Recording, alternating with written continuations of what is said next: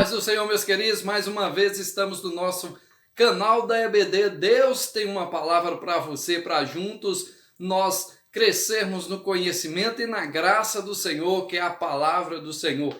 Estamos estudando o livro de Romanos, a carta aos Romanos, do apóstolo Paulo, e aí vamos nos priorizarmos esse tempo para aprendermos a palavra do Senhor. Fico feliz com a sua presença, com você, meu ouvinte, com você também, que é inscrito no nosso canal. Que Deus possa abençoar grandemente. Compartilhe as nossas lições, dê o seu joinha, comente aí. Estamos aqui prontos para responder, prontos para instruir, prontos para estar respondendo a cada um dos questionamentos dos irmãos e de cada ouvinte. Que Deus em Cristo os abençoe. A lição de hoje é a lição de número 3. Vamos estudar acerca da justificação somente pela fé em Cristo. Então vamos estudar sobre a justificação somente pela fé em Jesus Cristo. A lição de número 3. O texto áureo diz assim: não duvidou da promessa de Deus por incredulidade, mas foi fortificado na fé, dando glória a Deus. Romanos 4:20. Verdade prática: a justificação dos pecados diante de Deus ocorre somente pela fé. Meus queridos, na lição de hoje, nós vamos estudar acerca de três pontos, que é a justificação manifestada. Vamos também estudar sobre a justificação contestada e também sobre a justificação exemplificada. Então, esses três pontos nós estudaremos no discorrer dessa lição. Ponto de número 1, que é a justificação manifestada. Ela se divide em 3 pontos. O primeiro é um culpado que é inocentado. O segundo, um prisioneiro que é libertado. E terceiro, um inocente que é culpado. Primeiro, um culpado que é inocente. Paulo nos mostra como Deus se revelou para alcançar os gentios e judeus. Os gentios estavam debaixo da ira de Deus porque falharam em conhecê-lo. Os judeus também estavam debaixo da ira divina, pois não conseguiram guardar a palavra do Senhor. Olha só que 2 pontos interessantes aqui nesse ponto aqui, um culpado que é inocentado. Ou seja, quem é o culpado? Aqui nós vemos um culpado que é inocentado. Quem é o culpado que é inocentado?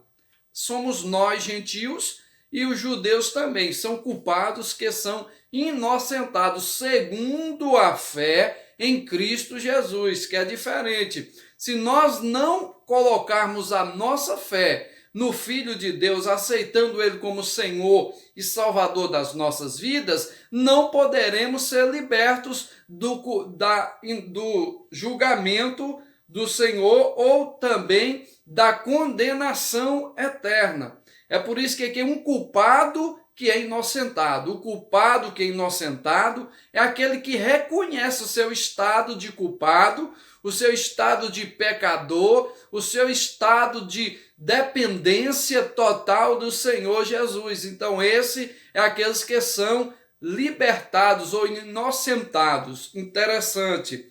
Nós vemos por que os judeus eles são culpados, ou melhor, por que os gentios eles são culpados. Os gentios são culpados porque se afastaram de Deus, se afastaram da presença do Senhor, preferiram o mundo, preferiram as coisas do mundo do que o próprio Deus. Então é por isso que são culpados. Por que os judeus são culpados? Porque não conseguiram guardar a lei. Eles aplicaram tantos preceitos levando para as pessoas praticarem, e eles próprios, farisaístas, os saduceus, todos eles falharam, pecaram, porque não conseguiam guardar a lei. Queria que o povo guardasse, mas eles próprios não guardavam, porque era muitos preceitos para seguirem e eles não conseguiriam guardar. Então, por que são também culpados? Porque não guardavam a lei totalmente, não guardavam a lei, zelavam pela lei, mas não guardavam a palavra do Senhor. Interessante. Então, justificação manifestada, um culpado que é inocentado. Então, nós éramos culpados e fomos inocentados. Porque a Bíblia nos diz: e vivificou o Senhor, estando nós mortos em pecados e ofensas. Então, nós estávamos mortos em pecados e ofensas, mas o Senhor nos liberou dessa condenação, nos fez inocentes. Que coisa maravilhosa é servir ao Senhor, é estar na presença do Deus Todo-Poderoso. Segundo, um prisioneiro que é libertado, ou seja, aqui nos diz, no contexto neotestamentário, tem o sentido de libertar mediante o preço de um resgate. No antigo, um escravo podia ser resgatado mediante o pagamento de um preço. Um prisioneiro que é libertado, ou seja, um prisioneiro que é libertado. Quem é o prisioneiro? Somos nós. Somos os prisioneiros que estávamos presos, mas o Senhor Jesus pagou o preço para nos liberar, para nos libertar, para nos tirar dessa condenação e nos fazer livres no Senhor Jesus. Nós estávamos mortos, presos em pecados e ofensas, mas o Senhor Jesus pagou o preço pela minha alma, pagou o preço pela sua alma. Então, ele nos resgatou, ele pagou esse preço. Quando alguém, naquela época de Jesus, os escravos, eles precisavam ser libertos, alguém pagava um preço para aquele escravo. Então, era o dono daquele escravo, porque pagou o preço para libertar aquele escravo. Nós também éramos escravos, por isso que Jesus pagou o preço. Então, hoje, nós não somos escravos, nós somos servos do Deus Altíssimo. Que coisa gloriosa! Nós não somos mais escravos do mundo, nós não somos mais escravos de Satanás e seus demônios, para fazer o que eles queriam. Nós somos agora servos do Deus Altíssimo, servimos ao Deus vivo, o Deus Todo-Poderoso, o Criador dos céus e da terra. Então é esse Deus que nós devemos adoração, é esse Deus que nós devemos louvor, honra e glória, porque Ele pagou o preço e o preço não foi barato. O preço que Jesus pagou não foi um preço simples, não foi um preço pequeno, não. Foi um preço sem medidas. A Bíblia vai dizer que Jesus pagou e ali o preço foi sangue, foi a sua própria vida. Então ele deu até a sua última gota de sangue para nos libertar da escravidão, do pecado. Que coisa gloriosa! Precisamos, meus amados, a cada dia estarmos lembrando do que Cristo fez por nós, porque isso é bom e isso faz bem para a nossa vida. Louvado seja o nome do Senhor. Terceiro, um inocente que é culpado. Um inocente que é culpado, ao qual Deus propôs para propiciação pela fé no seu sangue, para demonstrar a sua justiça pela remissão dos pecados dantes cometidos sobre a presciência de Deus. Ou seja, pela palavra propiciação, que está relacionado ao termo propiciatório. É uma terminologia muito utilizada no Antigo Testamento para se referir aos sacrifícios pelo pecado. No sistema levítico, quando alguém pecava, tornava-se culpado de algo e um animal inocente era sacrificado. Interessante. Na época ali dos sacerdotes, dos levitas, nós vemos que ali, quando o povo pecava, alguém pecava, então era oferecido ali um cordeiro. O cordeiro seria imolado e ali iria pagar pelos pecados da nação de Israel. Ou seja, iria ali ser um sacrifício, somente um sacrifício intermediário, um sacrifício apenas que iria cobrir o pecado, ou seja, para Deus não ver que aquela nação ali estava em pecado. Então seria coberto apenas com aquele sacrifício. Mas Jesus Cristo, ele foi o Cordeiro de Deus, o perfeito, o sacrifício perfeito, que não somente cobre os nossos pecados, mas ele também nos purifica e nos limpa de todo o pecado. Foi o sacrifício de Deus perfeito, o sacrifício expiatório foi Jesus Cristo. Então, hoje não precisa mais imolar nenhum cordeiro para pagar preço, para ali tirar os pecados da nação. Não é preciso mais isso, porque Jesus já fez isso na cruz do Calvário por nós. Jesus já morreu por nós.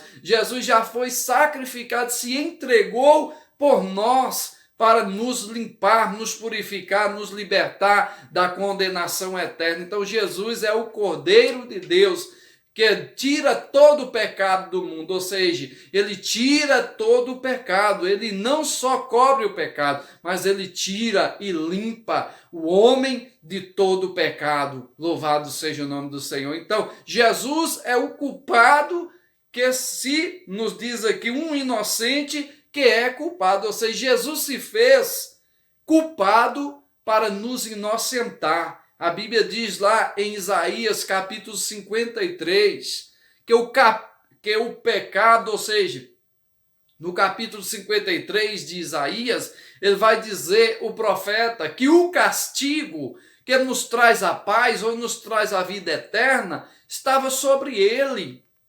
E pelas suas feridas nós fomos sarados. Então, que coisa gloriosa! Então, hoje nós somos inocentados, somos livres, somos libertos pelo sangue de Cristo. Então, hoje podemos adorar a Deus, temos vida, vivemos hoje uma vida diferente, porque Cristo nos limpou, nos purificou, e a Bíblia vai nos dizer, o apóstolo Paulo, que aquele que está nele, ou está em Cristo, nova criatura é. As coisas velhas já se passaram e hoje se faz tudo novo. Então somos hoje diferentes graças ao nosso Senhor e Salvador Jesus Cristo, que nos purificou, nos limpou e nos alcançou com a sua grande misericórdia, favor imerecido, que nós não merecíamos a misericórdia de Deus, mas Ele teve para conosco. Louvado seja o nome do Senhor. Segundo ponto, meus queridos, justificação contestada. Nós vimos aí a justificação manifestada, que foi Cristo Jesus, trazendo-nos a justificação, se manifestou. Agora, a justificação contestada. Justificação se opõe à salvação, a justificação se opõe ao orgulho nacionalista e a justificação se opõe ao antinomismo. Aleluias. Primeiro, a justificação se opõe à salvação. Ou seja, Paulo desejava que o seu ensino não fosse mal interpretado. Então, recorrendo ao método da diatribe, se adiantando em responder às contestações que os seus interlocutores poderiam fazer, onde está logo a jactância? É excluída por qual lei? Das obras, não mais pela lei da fé.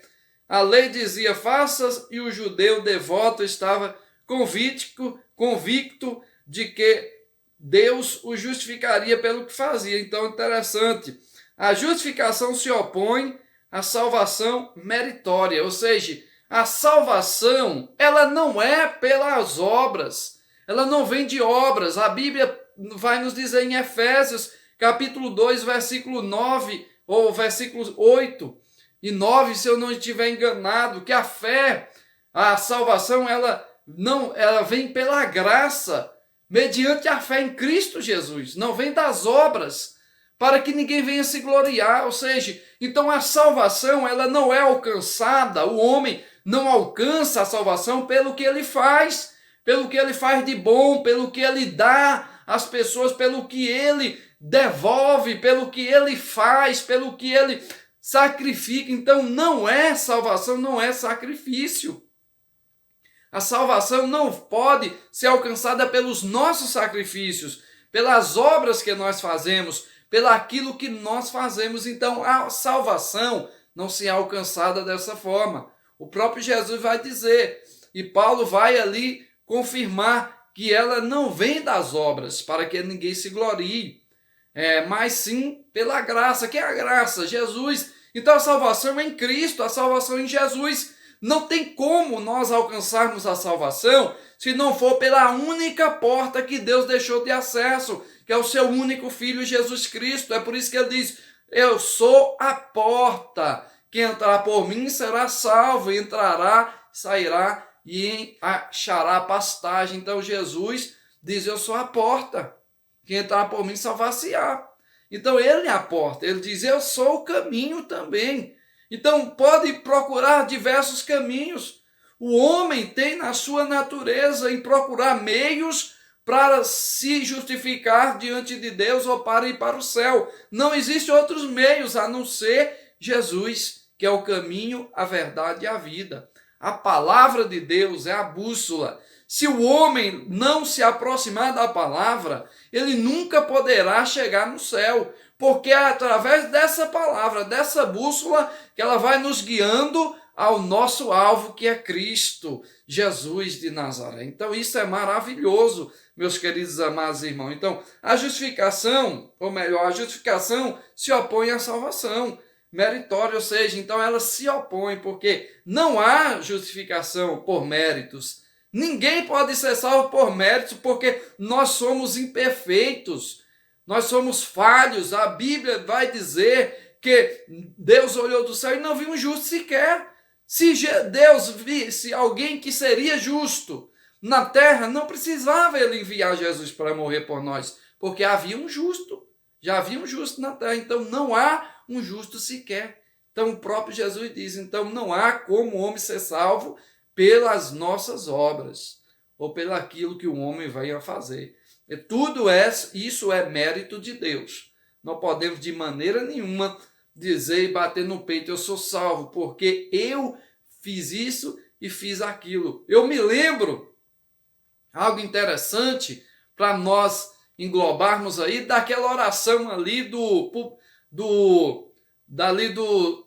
levita, a oração lá no templo, que ele foi para orar, e também havia um samaritano lá, e ele diz: graças te dou, Senhor, Deus do céu, porque não sou como os demais homens, roubadores, caluniadores falsos, jejum 2, 3 vezes por dia, então 2 esmolas aos pobres e tal.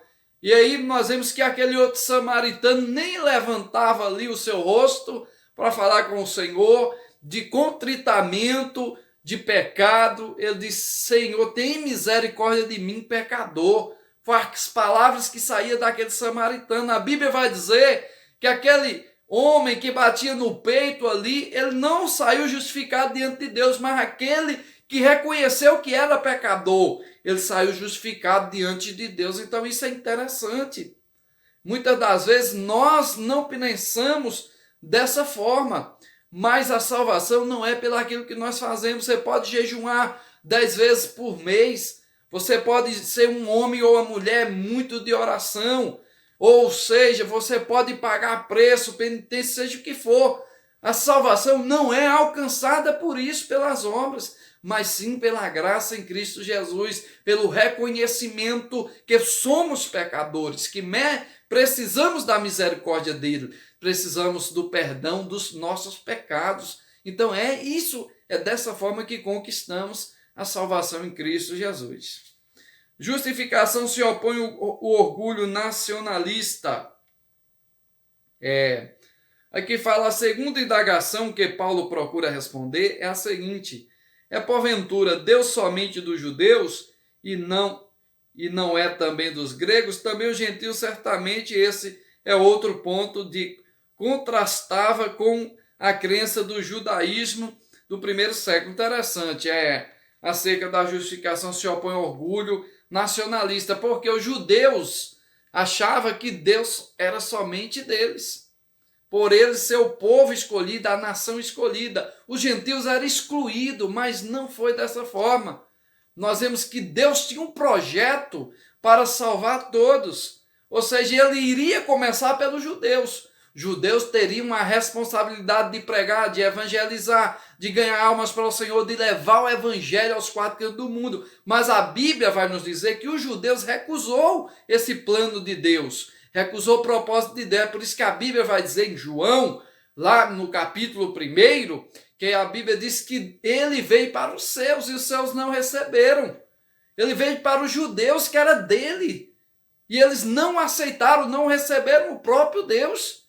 A Bíblia vai dizer que todos aqueles que receberam, Deus concedeu o poder de serem feitos filhos de Deus. Então, hoje, o evangelho pode ser levado e vai ser levado pelos gentios, pela igreja do Senhor, que são formadas de judeus convertidos, de gentios convertidos. Então, a igreja de Cristo, ela é formada por judeus convertidos e por gentios também convertidos. Há muitos judeus que se converteram ao Senhor, mas também há muitos que não têm Jesus como Messias, como o enviado, o Filho de Deus. Interessante. Então, eles não aceitaram o projeto de Deus. Eles não creem que Cristo, aquele que morreu na cruz, é o Filho de Deus, é o Messias, é o enviado de Deus. Eles não acreditam, mas muitos deles acreditam. Esses que são judeus convertidos, assim também os gentios convertidos.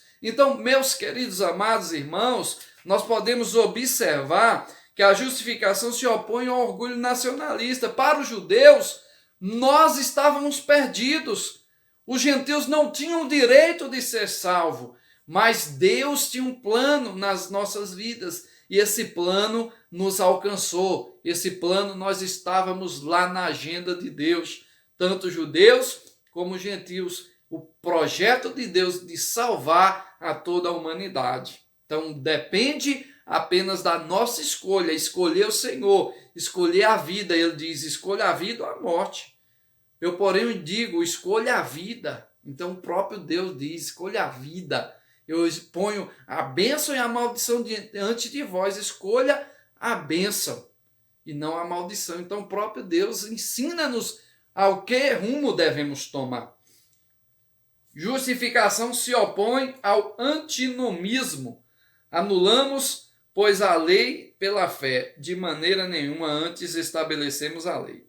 Essa última pergunta a ser respondida por Paulo, dentro dessa seção, os judeus legalistas defendiam a observância dos preceitos da lei e acusavam Paulo de ser antinomista, isto é, ensinar que a lei não tem mais nenhum sentido. É interessante. A justificação pela fé tornara a lei desprezível. Coisa interessante aqui. Nós vemos que os judeus queriam que o povo gentil guardasse a lei assim como eles guardavam. Ou seja, que eles viessem a ser circuncidados. Era uma das coisas que eles queriam impor aos gentios, a circuncisão. Nós vemos que a circuncisão foi um propósito de Deus ao povo de Israel, ao povo escolhido, porque dessa nação viria aquele que esmagaria a cabeça da serpente e dos escorpiões, então seria Jesus. Mas esses judeus também queriam aplicar essas leis cerimoniais, essas leis ali impostas a Israel para o povo gentil. E Paulo vai em defesa disso, porque Paulo vai dizer que a circuncisão ela é espiritual, ela se dá no interior do coração do homem. Então, quando nós aceitamos Jesus, nós estamos sendo circuncidados espiritualmente para com Deus. Nós estamos sendo circuncidados. Então, a circuncisão ela é espiritual. Ou seja, hoje a circuncisão aos gentios, ao povo de Deus, ela é espiritual. Somos circuncidados quando aceitamos Jesus. Então, o Senhor nos circuncida, nos purifica, nos limpa, nos tira toda aquilo que não presta, a armadura de pecado, a vida pecaminosa, e passamos a viver sendo uma nova criatura. É por isso que ele diz, agora aquele que está em Cristo, nova criatura, é porque foi circuncidado espiritual, circuncidou, vida nova diante de Deus. Agora a pessoa continua da mesma forma, nunca foi circuncidado espiritualmente. Nunca foi, continua a mesma velha pessoa, mundana, cheia de pecados. Mas quando há circuncisão de verdade, espiritualmente, falando que Cristo faz essa circuncisão através do Espírito Santo de Deus na nossa vida, a vida é diferente, a vida muda, a pessoa se torna diferente, ela se torna luz e não mais trevas. Então isso é o que acontece. Terceiro e último ponto, meus queridos, a justificação exemplificada. Vemos aqui a justificação exemplificada. Abraão, circuncisão e justificação. Abraão, promessa e justificação. Terceiro, Abraão, ressurreição e justificação. Interessante. Exemplificada. Abraão, circuncisão, justificação. Na seção de Romanos 4, do 1 a 8, o apóstolo Paulo toma exemplo do patriarca Abraão para fazer um contraste entre a justificação pela fé. Pelas obras. Pela fé e pelas obras. A antiga tradição judaica afirmava que Abraão já guardava a Torá, mesmo tendo vivido séculos antes dela. Ele a teria guardado por antecipação, pois, segundo o judaísmo, apoiando-se em Gênesis 17, 23, Abraão é circuncidado com o sinal da aliança entre ele e Deus. Da mesma forma, o sacrifício de Isaque confirmaria tal crença. E outras palavras, as obras justificaram a Abraão. Então, por que as obras justificaram a Abraão? Porque a lei ainda não havia sido imposta, estabelecida. Ele foi ali salvo, liberto pelo que ele guardava da promessa do Senhor. Então ele guardou aquilo que ele tinha com Deus. Então o quê? A promessa de Deus, a circuncisão, Abraão guardou até o último dia. Então era uma prova entre ele e Deus. Então ele guardou. Nós vemos aí que Deus pede o seu filho como sacrifício, ele entregou. Ele deu o seu filho. Então era um pacto que ele tinha com Deus. Ele ouvia aquilo que Deus pedia e ele entregava a Deus. Então ele foi imputado pela fé, com justiça. Então nós vemos aqui que ele foi guardado pela fé, ele foi liberto pela fé, ele foi salvo pela fé em Cristo Jesus. Mesmo antes de ter a lei, mas já havia a Torá, alguns ensinos ali da palavra de Deus que eles guardavam, judeus assim, guardavam observando.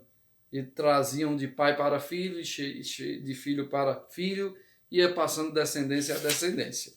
Abraão, promessa e justificação.